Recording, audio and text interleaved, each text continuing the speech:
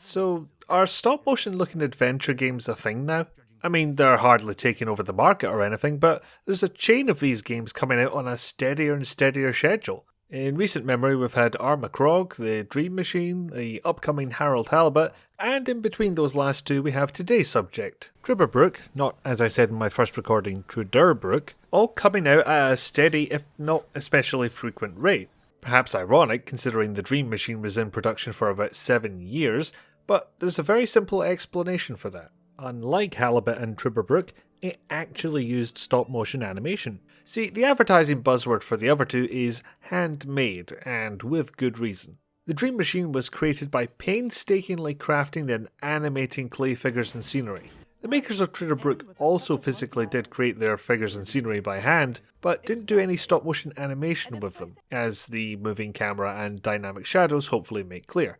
Instead, they used a 3D scanner to import their work into a computer before manipulating them as regular 3D models, which, barring the initial creation, basically makes this a point-and-click game in a 3D engine, albeit one with very nice lighting on the scenery because, the texture came from real lighting. All of this contributes to giving the game a unique look. A weird look too, which is appropriate for this weird game.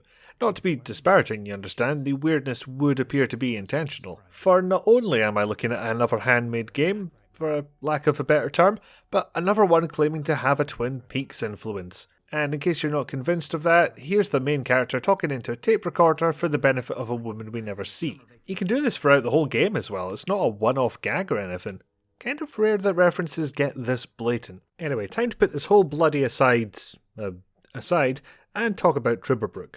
It comes to us from developer BTF and publisher Headup. It's available on Steam and GoG for Windows, Mac, Linux, Xbox One, PlayStation 4 and Nintendo Switch, and it starts a bit like this.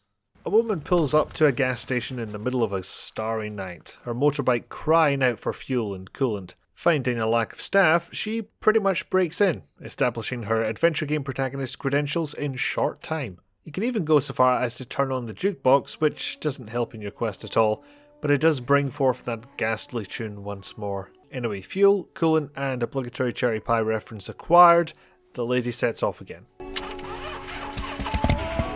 Oh, come on. Start already. It's that darn oil pump again. Looks like we'll be stuck here for a while.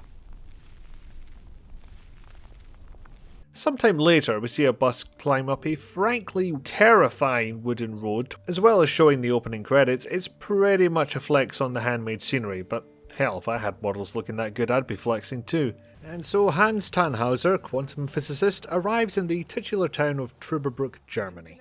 We come to learn that it's 1967, Hans won this trip in a lottery he doesn't remember entering, which I'm sure won't come up later, and hey, that woman in the hotel lobby looks familiar. Anyway, he gets settled for the night only to find someone rifling through his suitcase and making off with the paper he was working on, leaving a set of glowing footprints. Hans loses track of the phantom pilferer, but does run into the woman from earlier. Her name's Gretchen, and she is an anthropologist on the trail of some proto-Germanic ritual grounds rumoured to be somewhere in the area. Given their mutual investigative goals, or perhaps she was bored, they decide to team up. And no, you never do play as Gretchen again.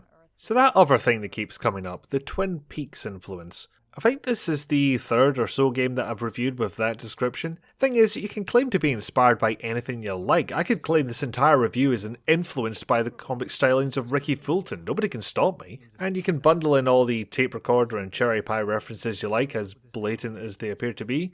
But regardless of how accurate your statement may be, as soon as you state an inspiration, it puts an idea in people's heads, an expectation of how the whole experience is going to go. Now, I've only made my way up to Far Walk with Me, and very recently too, so I'm not going to be your judge on high as to what is Twin Peaks like and what isn't. But when I think of Twin Peaks, I think of the mundane made uncanny and unnerving, nothing matching up to what it was at first glance, secrets bubbling below the surface waiting for an inquiring mind to come along, read between the lines and try to cobble the ideas together into a cohesive whole, even if that could only ever be their own personal interpretation.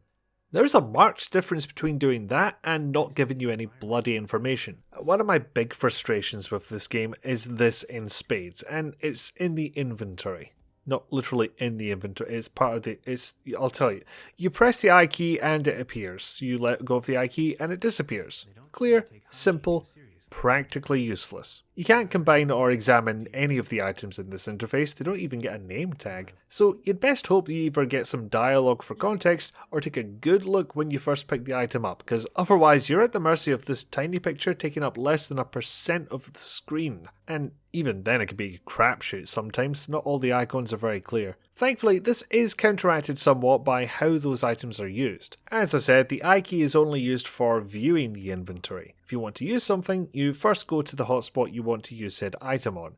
Clicking the hotspot will present a coin interface which shows you look, talk, use/pick up, and rob item options. If the verb isn't applicable to the hotspot, it'll be greyed out. The first three verbs speak for themselves, but the cog icon will pop up its own little menu showing relevant items for the situation. And since the inventory is non-interactive, this little menu will also combine items for you. As in, if you have the items, they're already grouped together. Assuming you have everything you need and you've clicked the right hotspot, one click will use your item hybrid on the target.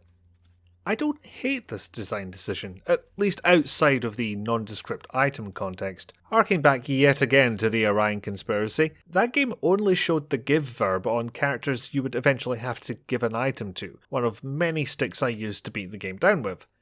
I think I have to walk that one back now, because Trüberbrook essentially does the exact same thing, and I'm not hating it. Aside from combining items for you, I'm not seeing how the mechanics are different between these games. So I'm not going to bash the design for that reason. On the one hand, I feel like this is taking busy work off of your hands, like when Full Throttle didn't make you walk yourself back to the mechanic shop after you grabbed those bike parts, you just appeared there. On the other hand, some of the puzzles would have been a bit too obtuse for me to get without having resorted to use everything on everything tactics. Which I guess I kind of did, it's just that it was narrowed down to the hotspots that actually let me use items. It makes me wonder if this ease of use for item application isn't covering some other flaws. Aside from that, you can double click to walk faster and double click exits to walk through them. Yay! And those exits are pretty clearly marked when you hover over them, as the highlight hotspots option tends to give you very, very small red crosses depending on how far away your character is. They're still pretty visible to me, but players with visual difficulties might find themselves leaning in closer a lot. What you've got here is an adventure game with a distinct art style and a unique tone. It evokes feelings of mystery in a mundane place made unusual. The soundtrack in particular helps set this up, possibly sitting closer to Silent Hill than Twin Peaks on the imaginary scale I just made up, but generally moving back between the two and setting the scene really well in the process. But what the game ends up doing later feels less like unravelling a mystery and more like, well, moving the plot along. Not just in the endgame where I would kind of expect it. Despite the tone, I don't think mystery is the right descriptor here. The question I really had to ask myself at the end of all this was, why include a vibrator in everything but name when nothing else in the game would make me say, maybe don't play this with your kids? The other question I had to ask was, is this worth £25? Because as pretty as it looks, it lasts around 4 to 5 hours. I say that because the endgame timer puts me just shy of 4 hours, but I have around 5 hours of footage. I don't know what happened there. And £25 is really up at the high end when it comes to this genre. Looking at the credits made it clear how many people worked on the game, all of whom I'd hope were paid for their work. I'm more used to seeing tiny, potentially one-person teams, and I have no idea how much extra the physical models would have been to make in terms of time or materials, but that's a discussion for people who know more about the whole market than I do. What I can say is that for what's in the game, handmade visuals, original score, fully voiced cast, 4 to 5 hours of gameplay, for everything the game gives you, the whole package, I don't know if it's worth the full price they're asking. Maybe this is retribution for people who didn't back the Kickstarter or something. Overall, it's fine. If you got it on sale and played it, I think you'd enjoy yourself. And I feel kind of bad for saying that, especially since this might be the price necessary to pay everyone involved. But I wouldn't tell you to buy a game just to keep somebody else in a job. That's pretty much the opposite of what I'm trying to do here. So, as much as I wonder if we're not lowballing it when it comes to adventure game prices, I'd wait for a sale. There's good in there, but the price is just too high.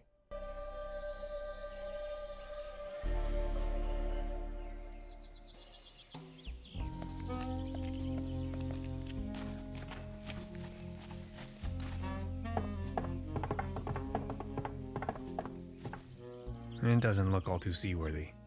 There's a leak in the bow.